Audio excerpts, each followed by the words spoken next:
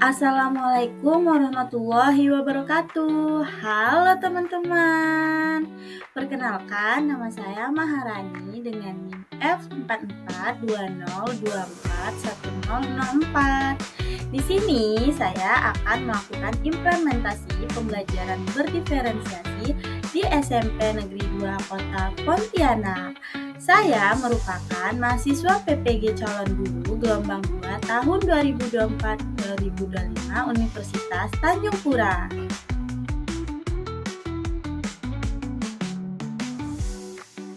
Di dalam implementasi pembelajaran berdiferensiasi, saya menerapkannya sebanyak 2 pertemuan. Untuk pertemuan pertama itu sebanyak 2 jam pelajaran atau 2 JP, di mana saya melakukan penyampaian materi, pembagian kelompok, dan pengerjaan. Dalam implementasi pembelajaran berdiferensiasi, terdapat 3 komponen. Yang pertama, diferensiasi konten. Yang kedua, diferensiasi proses. Dan yang ketiga, diferensiasi produk.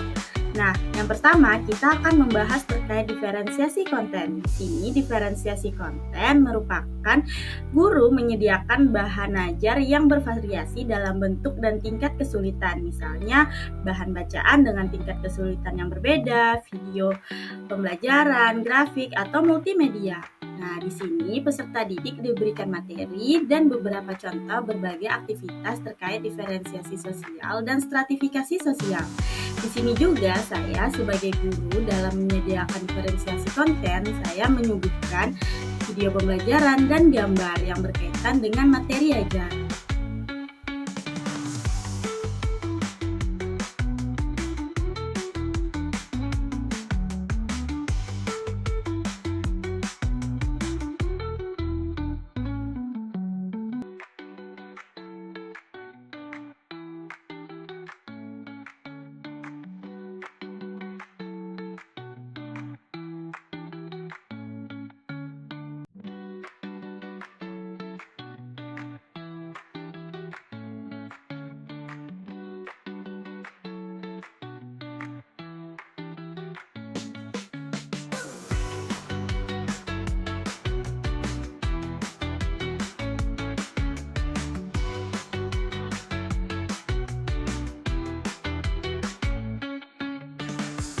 Selanjutnya, kita akan membahas diferensiasi proses.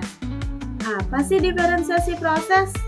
Nah, jadi diferensiasi proses adalah salah satu strategi dalam pembelajaran yang digunakan untuk menyesuaikan proses belajar dengan kebutuhan, gaya belajar, dan kemampuan masing-masing peserta didik.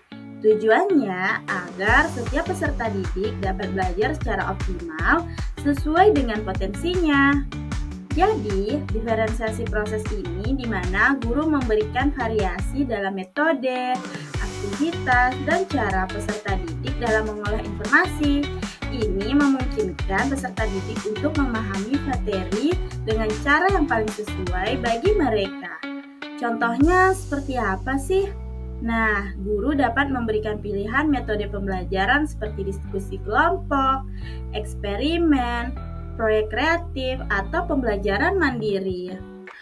Pada kali ini, pada pembelajaran IPS terkait materi diferensiasi sosial dan stratifikasi sosial, saya sebagai seorang guru mendorong peserta didik saya untuk mengumpulkan data dan informasi yang sesuai dari berbagai referensi atau sumber untuk mendapatkan penjelasan dan pencerahan mengenai diferensiasi sosial dan stratifikasi sosial sesuai minat mereka. Di sini saya juga melakukan bimbingan langsung agar mereka lebih mudah dalam mencari informasi atau referensi.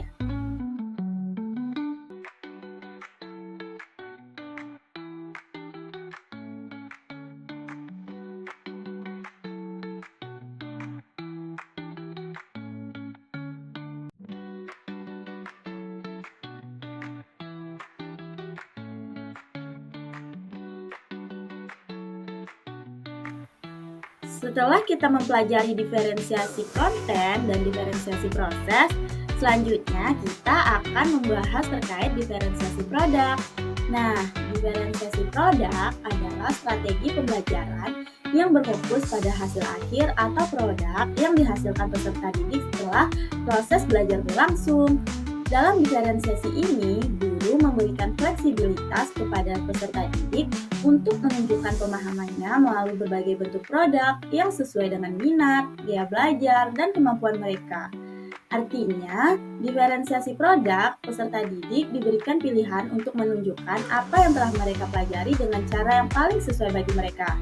Produk ini bisa berupa karya tulis, presentasi, poster, video, proyek kreatif, model fisik, dan sebagainya.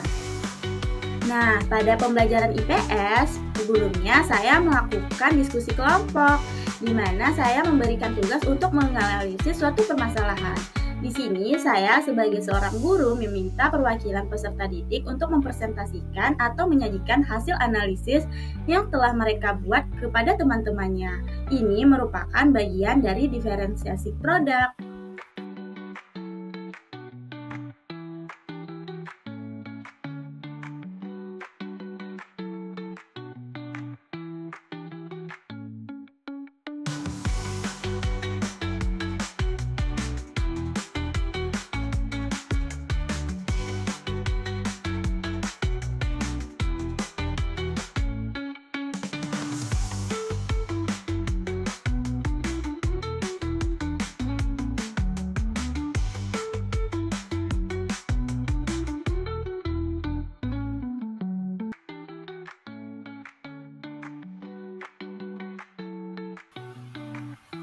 Setelah kita membahas terkait diferensiasi konten, diferensiasi proses, dan diferensiasi produk, terakhir kita akan membahas terkait diferensiasi yang berkaitan dengan lingkungan belajar.